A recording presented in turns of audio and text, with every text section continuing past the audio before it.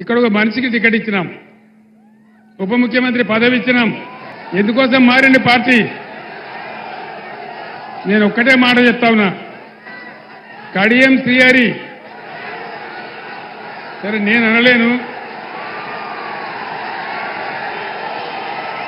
ఆ మాట నా నోట నేను అనలేను. కానీ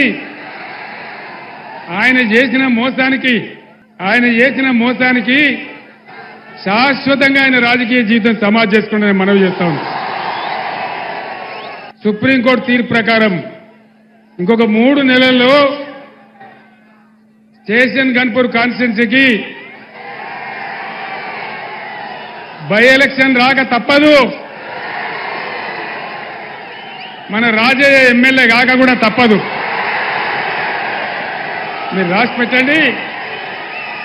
నేను చెప్తున్న జరగబోయే సత్యం